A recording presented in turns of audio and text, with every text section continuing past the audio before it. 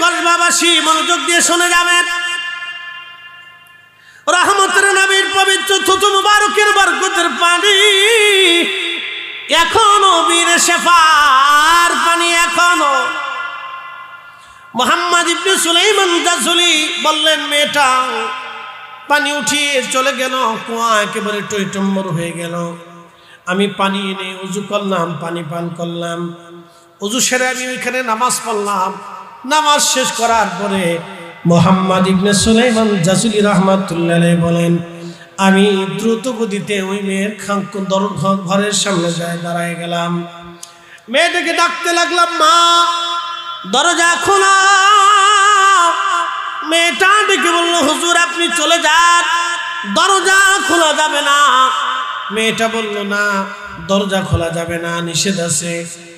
সুলাইমান জাসুলি বললেন, আমি বললাম, মারে যেই আমল দিয়ে আজকে কুয়ার নিচ থেকে পানি উঠাইয়া আমার ওযু করাইলা, নামাজ পড়াইলা রে মা, ও মা ওই আমলটা তুমি দয়া করে আমারে শিখাই দাও। ও মেয়েটা বলল, হুজুর না, ওই আমল শিখানোর ইজাজত নাই, চলে যান আপনি।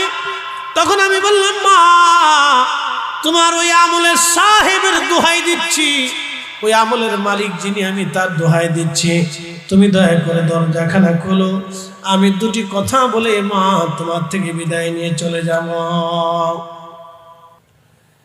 এ নারী সমাজ খুব মনোযোগ দেবেন। ছোট্ট মেয়েটি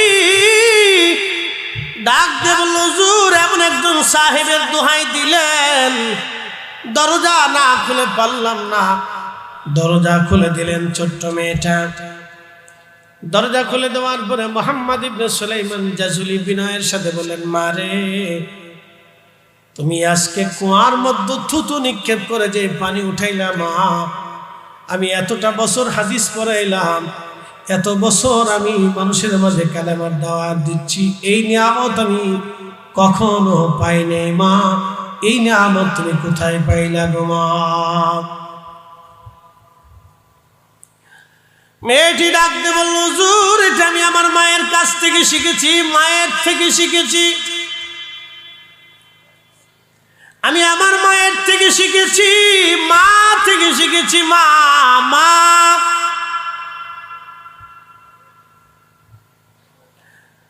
হুজুর এটা অন্য কোন আমল না, এটা আমার রাসূল কারীমের দুরূদ শরীফ। বজরে বলবেন মারহাবা। আল্লাহু আকবার ওয়া লিল্লাহিল হামদু বিসমিল্লাহির রাহমানির রাহিম।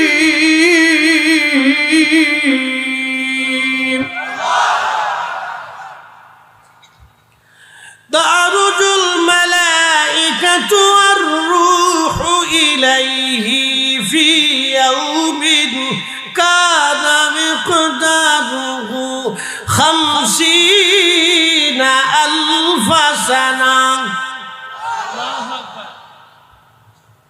রব্বুল আলামিন কুরআনুল কারীমের ভিতরে আমার আল্লাহ বলেন, হে আমার বান্দা, দুনিয়ার 50,000 বছর এক এক সেকেন্ড করে, 60 সেকেন্ডে 1 মিনিট, এক মিনিট করে 60 মিনিট 1 ঘন্টা, এক ঘন্টা করে আপনার 12 ঘন্টা 24 ঘন্টায় দিন ও রাত, 24 ঘন্টার দিন ও রাতে 365 দিনে একটা বছর, এক বছর করে 50,000 বছর এক জায়গায় করলে যত বিরাট, হাসরের একটা দিন হবে তত বিরাট।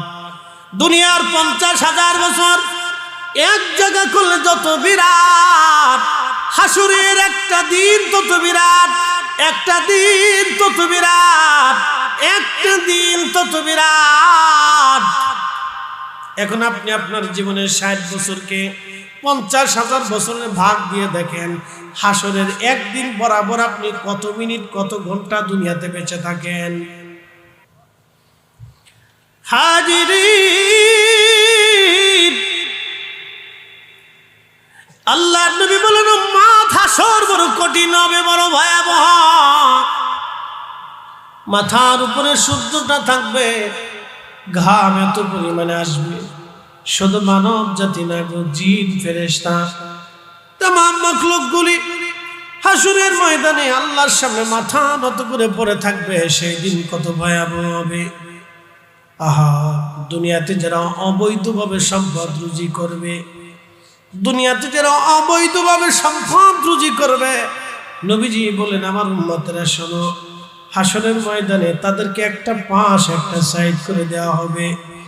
ওই সাইডে তাদেরকে পাঠিয়ে দেওয়ার পরে ওই তাদের সম্পদগুলিকে আমার আল্লাহ সর্প বানাইয়া, সাপ বানাইয়া তাদের পিছনে লেলিয়ে দিবে। সাপ তাদের শরীর বেচাইয়া তাদের মুখের মধ্যে কামড় দিয়ে দিয়ে গোশতগুলি, চামড়াগুলি উঠিয়ে নিয়ে যাবে। নবীজি বললেন উম্মত, একবার যদি সাপে কামড় দেয় 40 বছর পর্যন্ত বিষের ক্রিয়া শরীরের মধ্যে করতে থাকবে।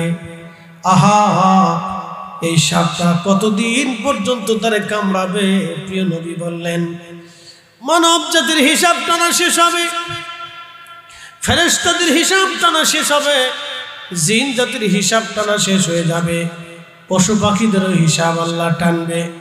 প্রশ্ন রাখতে পারেন ফরিদি হুজুর, পশু পাখির হিসাব কেন আল্লাহ টানবে? বলে দিয়ে যাই। আহা, আপনাদের এলাকার দক্ষিণ পাড়ার কুকুর উত্তর পাড়ার কুকুরকে মেরেছিল। এই কুকুর মামলা করবে, ইয়া রাব্বি, আমি উত্তর পাড়ায় যাওয়ার পরে ওই কুকুর আমাকে মারছিল, দুনিয়ার কোন আদালত ছিল না। ইয়া রাব, তুমি মালিক ইয়াউমিদ্দিন, বিচার দিনের মালিক তুমি আল্লাহ, আজকে ফয়সালা করে দাও। নবীজি বললেন সেই দিন আমার আল্লাহ বলবে, এরে কুকুর, তোমাকে যেইভাবে মারছিল তুমি সেইভাবে আজকে তাকে মেরে দাও। এদেরকে বিচার করার পরে আল্লাহ তাদেরকে মাটি বানাই দিবে। গরু এসে বলবে আল্লাহ, দক্ষিণ পাড়ার গরু আমারে মারছিল। আল্লাহ বলবে তোমরা যেমনে মারছিল সেমনে তুমি পিটাই দাও। আপনি অন্যায়ভাবে একটা কুকুরকে লাথি মেরেছেন, এই কুকুরটা কিয়ামতের ময়দানে বলবে ইয়া রব, অমুক বান্দা আমারে মারছিল, আজকে আমি বিচার চাই। সেই দিন আমার রব আপনার বিচার করে দিবে। আপনি একটা বিড়ালকে খাবার দেন নাই, সেই দিন মালিকের কাছে বলবে ইয়া রাব্বি, তুমি আমার মালিকের অধীনস্থ করে দিয়েছিলে। আল্লাহ, আমার মালিকের বাড়ি পাহারা দিয়েছিলাম, আমি দূর ঢুকতে দেই নাই, তেলাপোকা আসতে দেই নাই। আল্লাহ, আমার মালিক আমার খাবার দেয় নাই, মাঝে মধ্যে আমাকে ধমক দিত, পিটাইতো। আল্লাহ, আমি বিচার চাই। সেই দিন আমার রব ওই বিড়ালের ফয়সালা আল্লাহ আপনার বিরুদ্ধে করে দিবেন। সেই দিন আহা, আমার রব মালিক ইয়াউমিদ্দিন, সব প্রাণীদের বিচার হবে সেই দিন। পাগলদের আল্লাহ বিচার করবে। ছোট্টকালে, শিশুকালে যে বাচ্চাগুলি মায়ের কোল থেকে নিষ্পাপ হালতে মারা যায়, আল্লাহ তাদেরও বিচার টান দিবে। যে জঙ্গলের অধিবাসীদের কাছে কালেমার দাওয়াত পৌঁছায় নাই, আল্লাহ জঙ্গলের অধিবাসী ছোট্ট বাচ্চা এবং পাগল, জন্মগতভাবে যারা পাগল, আল্লাহ তাদেরকে ডাক দিবে, আমার বান্দারা তোমরা কেন দিন মানো নাই? তোমরা কেন আমি আল্লাহ মানো নাই? তোমরা কেন আমার রাসূল মানো নাই? সেই দিন জঙ্গলের অধিবাসী ছোট্ট শিশু বাচ্চাটি পাগল ডাক দিয়ে বলবে ইয়া রাব্বি, পাগল যদি না বানাইতাম আমি তোমারে মানতাম, আমি তো পাগল ছিলাম, দুনিয়াদারি বুঝি নাই। আল্লাহ, কি করে তোমাকে মানবো? ছোট্ট বাচ্চাটি কি বলবে ইয়া রাব্বি, মায়ের কোল থেকে তুমি আমাকে দুনিয়ার থেকে নিয়ে আসছো, যদি আমি যুবক হইতাম, যৌবন পাইতাম, আমি বুঝ পাইলে তোমাকে মানতাম। জঙ্গলের অধিবাসী বলবে ইয়া রব, কালেমার দাওয়াত নিয়ে আমাদের কাছে কেউ আসে না। আল্লাহ, আমরা জঙ্গলের অধিবাসী ছিলাম, দুনিয়াদারি বুঝতাম না, জঙ্গলে থাকতাম, জঙ্গলে খাইতাম, গাছের পাতা শিকল বাকল খেয়ে জন্তু জানোয়ার খেয়ে আমাদের জীবন চলে গেছে। যদি আমরা বুঝতাম তুমি তোমার কেউ দাওয়াত নিয়ে আসতাম বা মেনে নিতাম। আল্লাহ তখন সবাইকে হাসরের ময়দানে দাঁড়া করাবে, ডাক দিবে, আমি যা বলবো তোমরা কি মানবে? ওরা বলবে হ্যাঁ মানবো। তখন আল্লাহ বলবেন যাও, আমি তোমাদেরকে জাহান্নাম দিয়ে দিলাম, তোমরা জাহান্নামে চলে যাও। তখন একদল দৌড় দিবে জাহান্নামের দিকে, আর একদল আল্লাহর সামনে দাঁড়ায় থাকবে। রব্বুল আলামিন জিজ্ঞেস করবে আমার বান্দারা তোমরা কেন দাঁড়ানো আছো? বলে আল্লাহ, জাহান্নাম বড় কঠিন শাস্তির জায়গা, আল্লাহ ভয় করে।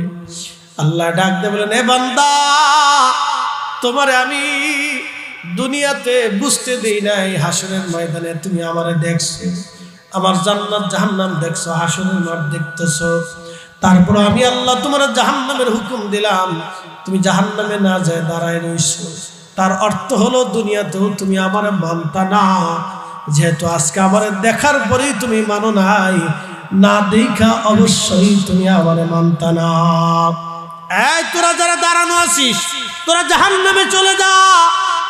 যারা জাহান্নামে যাইতেছো দাঁড়াও বান্দা। আল্লাহর বান্দা দাঁড়িয়ে যাবে, আল্লাহ জিজ্ঞেস করবে তোমরা কেন জাহান্নামের দিকে যাও? বান্দা ডাক দেবে, ইয়া রাব্বি, আপনি আমাদেরকে জাহান্নামে যাওয়ার হুকুম দিয়েছেন, আপনার হুকুম তামিল করার জন্য জাহান্নামের দিকে যাইতেছি। আল্লাহ ডাক দেবে, বান্দা হাসরের ময়দানে আমার হুকুম যেহেতু মানছো, দুনিয়াতেও তোমরা আমার হুকুম মানতা, যা যা যা, আজকে তোমাদেরকে জান্নাত দিয়ে দিলাম। একসাথে বলেন, এটার নাম আনুগত্য। এটার নাম কি? আনুগত্য। প্রিয় উপস্থিতি, মনোযোগ দিবেন। আল্লাহ সেই দিন বিচার করে জাহান্নামে পাঠাবেন। যারা জাহান্নামের দিকে রওনা করবে তাদেরকে আল্লাহ মাফ করে দিবে, কারণ আনুগত্য। আনুগত্য কেন? আনুগত্য হাইয়া আলা সোনা বলার পরে যখন আপনি নামাজের কাতারে দাঁড়াবেন, এটা আনুগত্য। আজকের মাহফিলে আসছেন, আসার জন্য আপনাকে জোর করে আনা হয় নাই। আপনি চলে গেলেও জোর করে বসিয়ে রাখা হবে না, ইচ্ছা করে বসে আছেন, এটা আনুগত্য। কার আনুগত্য? আল্লাহর আনুগত্য। এই দৃশ্যগুলো দেখার পরে আল্লাহর খুব ভালো লাগে, আল্লাহর খুব ভালো লাগে, খুব ভালো লাগে, খুব ভালো লাগে। আল্লাহ এখন আমাদেরকে নিয়ে ফেরেশতাদের সামনে অহংকার করে, ফেরেশতারা তোমরাই বলে আমার তসবিহ করো, দেখো আমার বান্দারা তসবিহ করে। তোমরাই বলে আমার জিকির করো, দেখো আমার বান্দারা জিকির করে। তোমরাই বলে আমার হাম করো, দেখো আমার বান্দারা হাম করতেছে। তোমরাই বলে আমার ইবাদত করো, দেখো আমার বান্দারা কাম করো, লোভ মোহ কামনা বাসনা রিয়া আশা আকাঙ্ক্ষা যাতনা দুঃখ বেদনা নেগেটিভ পজিটিভ, এরপরে শয়তান তাদের পিছনে লেলানো আছে। এই শয়তান তাদেরকে ধোঁকা দেয়, তাদের কালবের মধ্যে বসে বসে শয়তান তাদেরকে ধোঁকা দিতে থাকে। হে ফেরেশতারা, তারপরে আমার বান্দা শয়তানের ধোঁকাটাকে লাথি মেরে দিয়ে, দুনিয়ার আশা আকাঙ্ক্ষাকে জলাঞ্জলি দিয়ে, শীতকে প্রাধান্য না দিয়ে, আমি আল্লাহর গোলামের জন্য আমার বান্দারা জান্নাতের বাগানে বসে গেছে। এই ফেরেশতারা, তোরা সাক্ষী থাক, আমার একটা বান্দাকেও আজকে আমি এমনি এমনি খালি ফেরত দিয়ে দেব না। তোরা সাক্ষী থাক, আমি আমার বান্দাদের জীবনের সব গুনাহগুলি মাফ করে দেব। আরো জোরে। প্রিয় উপস্থিতি, হযরতে মুহাম্মদ ইবনে সুলাইমান জাসুলি রাহিমাহুল্লাহ, তিনি চলে গেলেন মরক্কোর বারবারে কালেমার দাওয়াত দিতে। সেই দিনের দাওয়াত আজকের দিনের মতো এত সহজ ছিল না। এই উপমহাদেশে আউলিয়া কেরাম যখন কালেমার দাওয়াত দিয়েছেন, সেই দিনের দাওয়াত আজকের মতো সহজ ছিল না। আহা, মুহাম্মদ ইবনে সুলাইমান জাজুলি মরুর পর মরু রাস্তায় হেঁটে হেঁটে হেঁটে হেঁটে কালেমার দাওয়াত দেওয়ার জন্য তারা রওনা হয়ে গেলেন। আজকে আপনারা যেই বাবা মাকে ঘন ঘটা করে দাওয়াত করে আনছেন ওয়াজ শোনার জন্য, খাজা বাবা আজমিরি যখন ওয়াজ করেছিল তেমন এমন ওয়াজ তৈরি করা হয় নাই, প্যান্ডেল করা হয় নাই, এইভাবে মানুষকে দাওয়াত করা হয় নাই। তিনি সেই দিন হেঁটে হেঁটে হেঁটে হেঁটে মানুষের মাঝে কালেমার দাওয়াত দিলেন। জবানে এত তাসির ছিল, ওয়াজে এত ধার ছিল, আল্লাহর ফয়জুদ এত পরিমাণে ছিল, একজন দুইজন না 90 লক্ষ মুসলমানকে কালেমা পড়ে মুসলমান বানিয়েছিলেন। একবার জোরে বলা যাবে কি আল্লাহু আকবার। প্রচন্ড গরমে হযরতে সুলাইমান জাজুলি রাহমাতুল্লাহি আলাইহি, ইবনে সুলাইমান জাজুলি রাহমাতুল্লাহি আলাইহি বলেন, কালেমার দাওয়াতের জন্য আমি গেলাম। মরুভূমির মধ্যে যাওয়ার পরে লক্ষ্য করলাম পানি নাই, কোথায় পানি পাবো? খুঁজতেছি, এমন সময় দেখলাম মরুভূমির এক পাশে মস্ত বড় একটা বাগান দেখা যায়। চিন্তা করলাম, বাগান যেহেতু আছে অবশ্যই আমার রব, আমার আল্লাহ পানিরও কোনো ব্যবস্থা করে রেখেছে, কারণ পানি ছাড়া গাছ বাঁচতে পারে না, পানি ছাড়া পশু পাখি টিকে না। মুহাম্মদ ইবনে সুলাইমান জাসুরি রাহমাতুল্লাহি আলাইহি বললেন, দুনিয়ার মানুষে আমি বাগানের মধ্যে যায় দেখলাম চারিপাশে কোথাও কোনো বাড়ি ঘর নাই। হঠাৎ করে লক্ষ্য করলাম একটা ঘর, একটা গাছের নিচে করে ঘর দেখা যায়। আমি করে করে দরজা যাই, ডাকতে লাগলাম, ঘরের মধ্যে কেউ আসলি, পানির বড় প্রয়োজন, আমি অজু করব, নামাজ পড়ব, আমাকে একটু সাহায্য করে একটু পানি দাও আমাকে, আমি অজু করব। কিন্তু ঘরের ভিতর থেকে কোনো আওয়াজ আসলো না। কিছু সময় পরে লক্ষ্য করলেন একটা কুয়া দেখা যায়। কুয়া যেহেতু আছে অবশ্যই পানিরও ব্যবস্থা আছে। কুয়ার পাশে যে দেখলেন কুয়ার গভীরে পানি আছে, কিন্তু পানি উঠানোর মতো কোনো দড়ি নাই, মশক নাই, কোনো সিস্টেম নাই, পদ্ধতি নাই, কিভাবে তিনি পানি উঠাবেন। সুলাইমান জাসুরি বলেন, দুনিয়ার মানুষ, আমি একবার কুয়ার পাশ থেকে দৌড়াইয়া আবার ঘরের পাশে যাই, ঘর থেকে দৌড়ায় কুয়ার পাশে যাই। চিন্তায় পড়ে গেলাম, হায় হায়, এই কুয়ার ভিতর থেকে পানি কেমনে উঠাবো আমি। ইতিমধ্যে দেখলাম একটা ছোট্ট মেয়ে কুয়ার অদূরে দাঁড়ায় দাঁড়ায় মুসকি মুসকি আসে। ছোট্ট মেয়েটি জিজ্ঞেস করলাম, এ বালিকা, তুমি কুয়ার অদূরে দাঁড়িয়ে দাঁড়িয়ে মুসকি মুসকি হাসো, কি জন্য তুমি হাসো? তুমি কি দড়ি মশক সামলে রাখছো কিনা, লুকিয়ে রাখছো কিনা? ছোট্ট মেয়েটা ডাক দে বলে, না হুজুর, আপনার দড়ি মশক আমি সামলাই নাই, তাহলে মা কি জন্য তুমি হাসো? মেয়েটা ডাকতে বলল, হুজুর আপনার পরিচয় কি? বলে, আমার নাম মুহাম্মদ ইবনে সুলাইমান জাসুরি। বলে, হুজুর আপনার নাম শুনেছি, আপনি মস্ত বড় মুহাদ্দিস, অনেক বড় আলেম, তবে হুজুর একটা কথা বলি, বলো মা কি বলতে চাও? হুজুর, দরিয়ার মশক ছাড়া কি কুয়ার নিচ থেকে কি পানি ওঠানো যায় না? একবার জোরে বলা যাবে কি আল্লাহু আকবার? না না, আরো জোরে। আমার দেশের বহু নারী আছে 6 মাসে ওযু করে না। কসবাবাসী খুব মনোযোগ দিবেন। যদি কখনো মদিনাতে যান, মদিনা থেকে আপনি বদরে যাওয়ার সময় একটা এলাকা আছে বীরে শেফা। বীরে শেফাতে হয়তো বীরে শেফা পানি আপনারা অনেকে খেয়েছেন। 70 জন নবী এই বীরে শেফার পানি পান করেছেন। এই 70 জন নবী এখানে এসে নামাজ পড়েছেন। এখানে একটা মসজিদ আছে, এই মসজিদে 70 জন নবী নামাজ পড়েছেন। আল্লাহর হাবিব বদরের যুদ্ধ শেষ করে রওনা করলেন। আল্লাহর নবী রওনা করার পরে আল্লাহর হাবিব বদর যুদ্ধ শেষ করে যখন